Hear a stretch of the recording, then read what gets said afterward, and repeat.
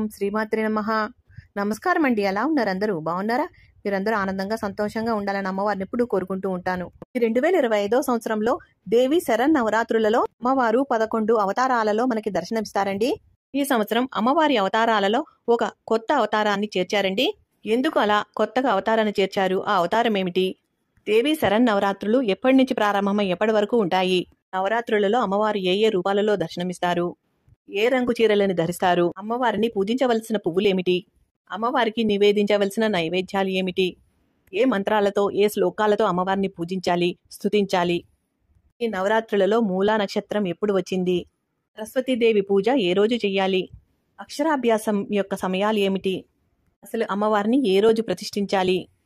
కలశ స్థాపన ఎప్పుడు చేయాలి? ఇటువంటి విశేషాలన్నీ కూడా ఈ వీడియో ద్వారా తెలుసుకుందామండి. దేవి శరణ్ నవరాత్రులలో ఎవరైతే అమ్మవారిని భక్తి శ్రద్ధలతో పూజిస్తారో అందరికీ ఆ అమ్మవారు కనక వర్షం కురిపించాలని, అష్టైశ్వర్యాలని కురిపించాలని, ఆయురారోగ్యాలని కలిగించాలని, కోరిన కోరికలు అన్నీ కూడా నెరవేర్చాలని మనస్ఫూర్తిగా కోరుకుంటూ ముందుగా మీ అందరికీ దేవి శరణ్ నవరాత్రుల శుభాకాంక్షలు. భక్తుల యొక్క కోరిన కోరికలు నెరవేర్చే కల్పవల్లిగా అమ్మవారు విజయవాడ ఇంద్రకీలాద్రిపై కొలువై ఉన్నారండి. ఆది పరాశక్తి అయినటువంటి, ఓం శక్తి అయినటువంటి, శ్రీ శక్తి అయినటువంటి ఆ దుర్గాదేవి అమ్మవారిని ఈ శరణ్ నవరాత్రులలో 9 రోజులు అమ్మవారిని ఎంతో ఘనంగా పూజిస్తాము. జై దుర్గా భవాని అనే నామాలతో అమ్మవారి యొక్క ఆలయాలు మారుమోగిపోతూ ఉంటాయి. అమ్మవారు శరణ్ నవరాత్రులలో 9 రోజులు 9 అవతారాలు ఎత్తి మహిషాసురుడు అనే రాక్షసునితో యుద్ధం చేసి 9వ రోజు ఆ రాక్షసుని సంహరించిన కారణంగా 10వ రోజున చెడుపై మంచి సాధించిన విజయానికి గాను ప్రజలంతా ఎంతో అంగరంగ వైభవంగా అమ్మవారిని పూజిస్తాము. అదే విజయదశమి పండుగ అనినే దసరా పండుగ అని కూడా అంటాము. నవరాత్రులలో అమ్మవారి యొక్క అవతారాలు అనేవి ప్రాంతాలను బట్టి మారుతూ ఉంటాయండి. విజయవాడ కనకదుర్గమ్మ వారి యొక్క అవతారాలు వేరుగా ఉంటాయండి. అదే శ్రీశైలంలో ఉన్నటువంటి భ్రమరాంబిక అమ్మవారి యొక్క అవతారాలు వేరుగా ఉంటాయండి. ఈ శరణ్ నవరాత్రులలో భ్రమరాంబిక అమ్మవారిని నవదుర్గల రూపంలో పూజిస్తారండి. మీరు ఏ ప్రాంతంలో ఉంటారో ఆ ప్రాంతంలో ఎక్కువగా అమ్మవారిని అలంకరించే అవతారాలని బట్టి మీరు కూడా పూజించుకోవాల్సి ఉంటుందండి. ఒకవేళ మీరు విజయవాడలో ఉన్నట్లయితే విజయవాడలో అమ్మవారిని ఏ అలంకారాలతో అలంకరిస్తారో ఆ విధంగా మీరు కూడా పూజ చేసుకోవాల్సి ఉంటుందండి. మీరు శ్రీశైలానికి దగ్గరగా ఉంటే శ్రీశైల భ్రమరాంబిక అమ్మవారి యొక్క అవతారాలకు సంబంధించినట్టు పూజలైతే చేసుకుంటూ ఉండాలండి. ఇక్కడ నేను విజయవాడలోని ఇంద్రకీలాద్రిపై కొలువున్నటువంటి కనకదుర్గమ్మ వారి యొక్క అవతారాలకి సంబంధించినటువంటి ఇన్ఫర్మేషన్ అయితే ఇస్తున్నానండి. ప్రతి సంవత్సరం కూడా నవరాత్రులు 9 రోజులే వస్తాయండి. అని ఈ సంవత్సరం మనకి 10 రోజులు రాబోతున్నాయండి. విజయదశమితో కలుపుకొని ఈ సంవత్సరము మనము 11 నవరాత్రులు జరుపుకోనున్నామండి. ఇలా ఎప్పుడూ కూడా జరగదండి. 10 సంవత్సరాలకి ఒక్కసారి మాత్రమే జరుగుతుందండి. ఎందుకంటే 10 సంవత్సరాలకు ఒకసారి తిథుల మార్పుల కారణంగా ఒక తిథి వృద్ధి చెందుతుందండి.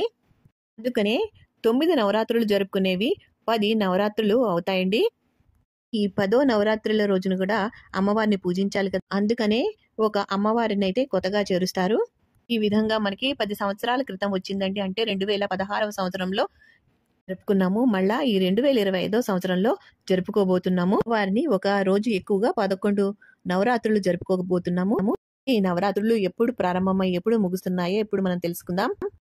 దసరా శరణ్ నవరాత్రుల ప్రారంభం తేదీ 2025వ సంవత్సరం సెప్టెంబర్ నెల 22వ తేదీ సోమవారము పాడ్యమి తిథి నుండి దేవి శరణ్ నవరాత్రులు ప్రారంభమవుతాయండి. నవరాత్రులు ఎప్పుడు ముగుస్తాయంటే 2025వ సంవత్సరం అక్టోబర్ 1వ తేదీ బుధవారం నవమి తిథితో ఈ శరణ్ నవరాత్రులు ముగుస్తాయండి. సంవత్సరం మొత్తం 10 రోజుల పాటు నవరాత్రులను జరుపుకుంటాము. ఈ సంవత్సరం అక్టోబర్ 2వ తేదీనే విజయదశమి పండుగ జరుపుకోనున్నామండి. దేవి శరణ్ నవరాత్రులలో అమ్మవారు మనకి ఏ ఏ రూపాలలో దర్శనం ఇవ్వబోతున్నారో ఇప్పుడు మనం తెలుసుకుందామండి. శరణ్ నవరాత్రులలో మొదటి రోజు అలంకరణ 2025వ సంవత్సరం సెప్టెంబర్ నెల 22వ తేదీ సోమవారము. ఈ రోజు తిథి పాడ్యమి తిథి, నక్షత్రం ఉత్తరా నక్షత్రము. ఈ రోజు అమ్మవారిని ప్రతిష్ఠించుకొని అఖండ దీపారాధన చేసుకుని కలశ స్థాపన చేసుకుంటారు. కలశ స్థాపనకి శుభ సమయం ఉదయం 6:30 నుండి 7:29 వరకు మంచి శుభ సమయం అయితే ఉందండి. ఈ సమయంలో మీరు అమ్మవారిని ప్రతిష్ఠించుకొని అఖండ దీపారాధన చేసుకొని పూజ అనేది నిర్వహించుకోవాలండి. ఇంత ఉదయాన్నే పూజ నిర్వహించుకోలేము అని అనుకునేవారు ఉదయం 9 గంటల నుండి 10 గంటల 29 నిమిషంల లోపు కలశ స్థాపన, అఖండ దీపము పెట్టుకొని అమ్మవారిని పూజించుకోవచ్చండి. ఒకవేళ ఉదయం పూట ఈ పూజ నిర్వహించుకోలేని వారు సాయంత్రం కూడా ఈ పూజ చేసుకోవచ్చండి. సాయంత్రం శుభ సమయం 4 గంటల 23 నిమిషముల నుండి 7 గంటల 10 నిమిషంల లోపు అమ్మవారిని ప్రతిష్ఠించుకొని కలశ స్థాపన చేసుకుని పూజ అయితే చేసుకోవచ్చండి. దేవీ శరణ్ నవరాత్రులలో మొదటి రోజు 2025 సంవత్సరం సెప్టెంబరు 22వ తేదీ సోమవారము. ఈ రోజు తిథి పాడ్యమి తిథి, నక్షత్రము ఉత్తరా నక్షత్రము.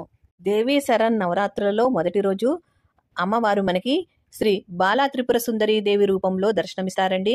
ఈ రోజు అమ్మవారు లేత గులాబీ రంగు చీరలో మనకి దర్శనమిస్తారండి. ఈ రోజు అమ్మవారిని ఎర్రని మందార పువ్వులతో గాని, గులాబీ పువ్వులతో గాని, తుమ్మి పువ్వులతో గాని పూజిస్తే చాలా మంచిదండి. ఈ రోజు అమ్మవారికి పెట్టవలసిన నైవేద్యం బెల్లం పరమాన్నం అండి. అమ్మవారికి పూజ చేసేటప్పుడు బాల అమ్మవారి యొక్క స్తోత్రాలు గాని, అష్టోత్తర శతనామావళితో గాని పూజ చేసుకోండి. ఒకవేళ ఆ విధంగా కుదరకపోతే మీరు దుర్గా అమ్మవారి యొక్క అష్టోత్తర శతనామావళి గాని, లలిత అమ్మవారి యొక్క అష్టోత్తర శతనామావళి గాని చదువుకుంటూ పూజ కూడా చేసుకోవచ్చండి.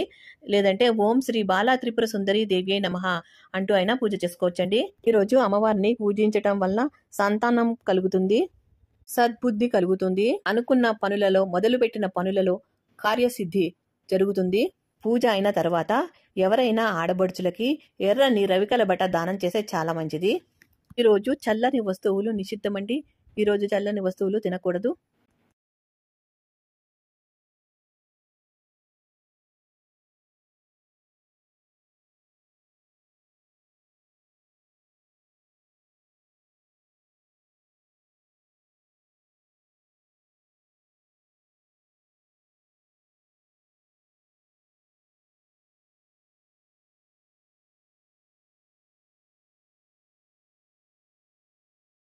దేవీ శరణ్ నవరాత్రులలో రెండవ రోజు 2025 సంవత్సరం సెప్టెంబరు 22వ తేదీ మంగళవారము.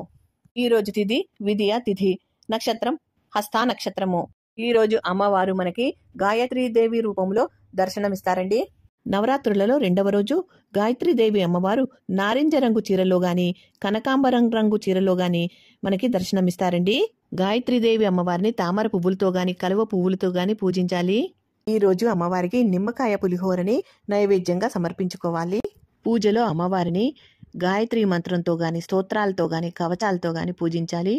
లేదు అంటే ఓం శ్రీ గాయత్రి మాత్రే నమః అనే మంత్రంతోనైనా పూజించవచ్చు. ఈ నవరాత్రులలో గాయత్రి అమ్మవారిని పూజించటం వల్ల మంత్రశక్తి, తేజస్సు పెంపొందుతుంది. ఈ రోజు ఎవరికైనా ఎర్రని గాజులను దానం చేస్తే చాలా మంచిదండి. నవరాత్రులలో రెండవ రోజు తినకూడని పదార్థం వంకాయ అండి. దేవీ శరణ్ నవరాత్రులలో మూడవ రోజు 2025 సంవత్సరం సెప్టెంబర్ నెల 24వ తేదీ బుధవారము. తిథి తదియ తిథి, నక్షత్రం చిత్తా నక్షత్రం. దేవీ శరణ్ నవరాత్రులలో మూడవ రోజు అమ్మవారు మనకి అన్నపూర్ణాదేవి రూపంలో దర్శనమిస్తారు. ఈ రోజు అమ్మవారు గంధం రంగు చీరని ధరిస్తారు. అమ్మవారిని ఈ రోజు మల్లెపూలతో గాని, పొగడ పువ్వులతో గాని పూజించాలి.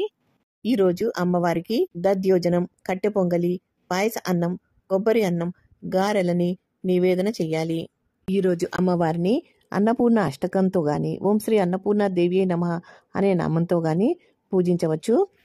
ఈ రోజు అమ్మవారిని పూజించటం వల్ల సంపూర్ణ ఆరోగ్యం లభిస్తుంది. అలాగే ధనధాన్యాలకి ఎటువంటి లోటు ఉండదు. ఈ రోజు అన్నదాన కార్యక్రమాలు, అలాగే లేని వారికి పట్టెడు అన్నం పెడితే అన్నపూర్ణ అమ్మవారి యొక్క కరుణా కటాక్షాలు మనకి తప్పకుండా లభిస్తాయి.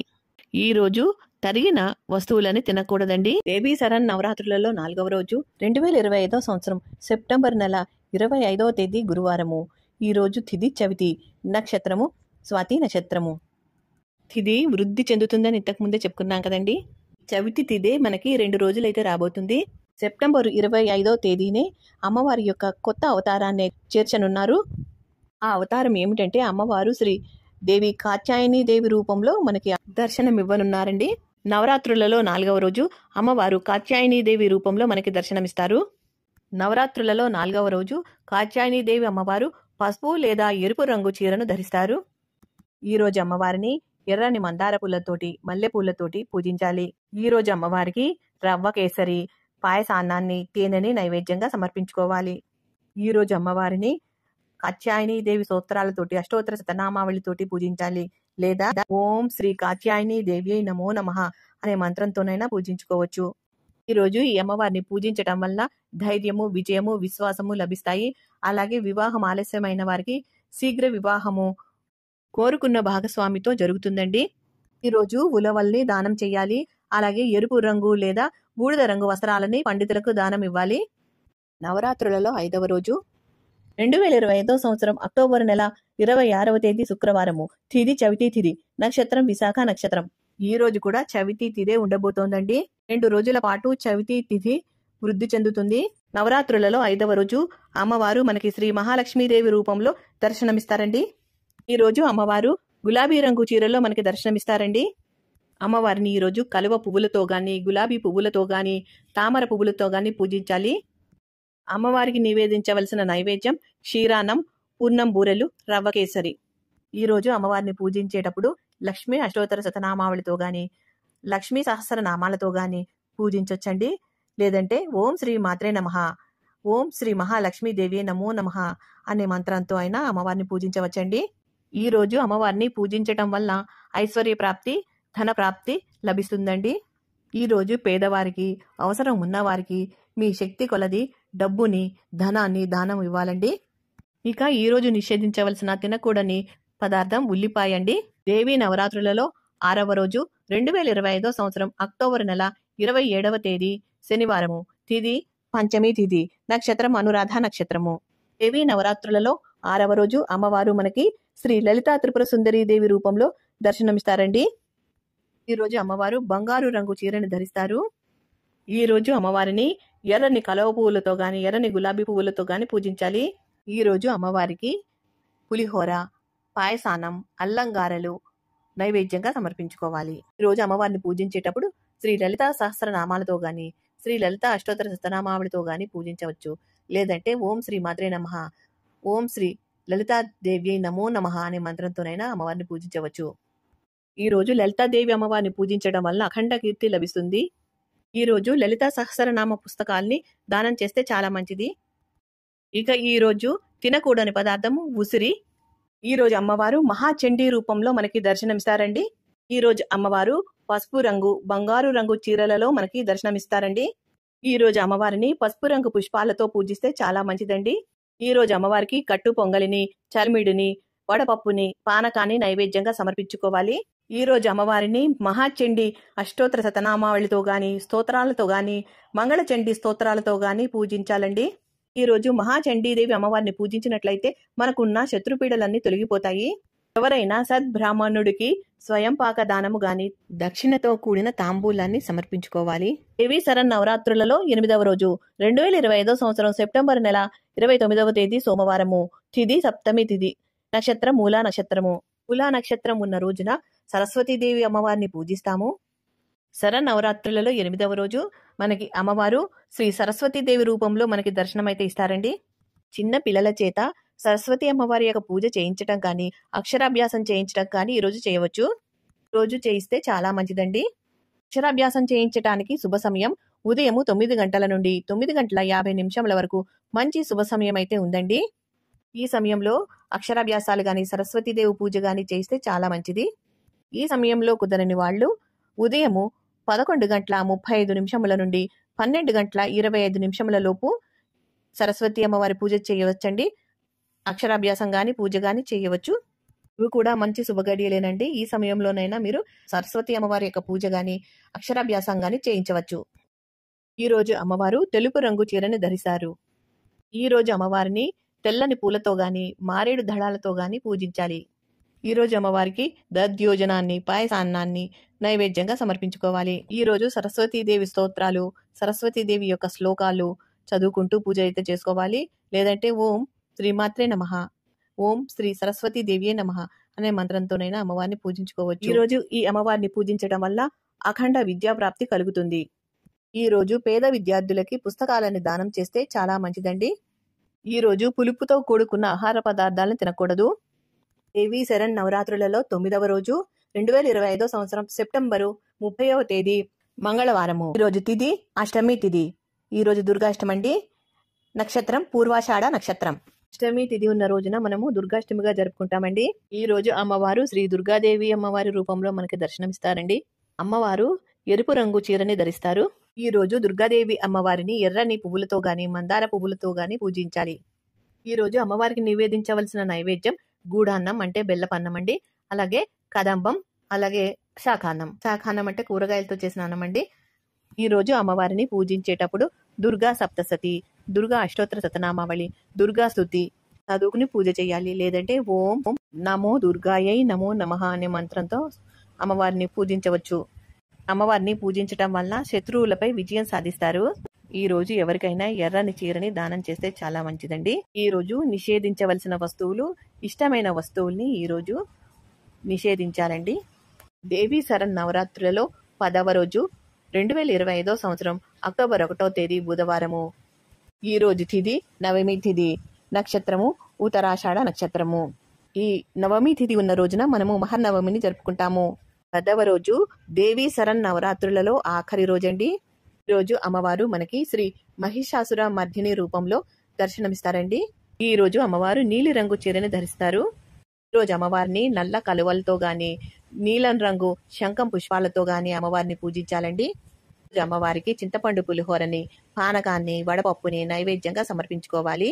రోజు అమ్మవారిని మహిషాసుర మర్దిని స్తోత్రాలతో గాని, అష్టోత్తర శతనామావళితో గాని పూజించాలి. ఓం శ్రీ మాత్రే నమః, శ్రీ మహిషాసుర మర్దిన్యే నమః అనే మంత్రంతో అమ్మవారిని పూజించవచ్చు.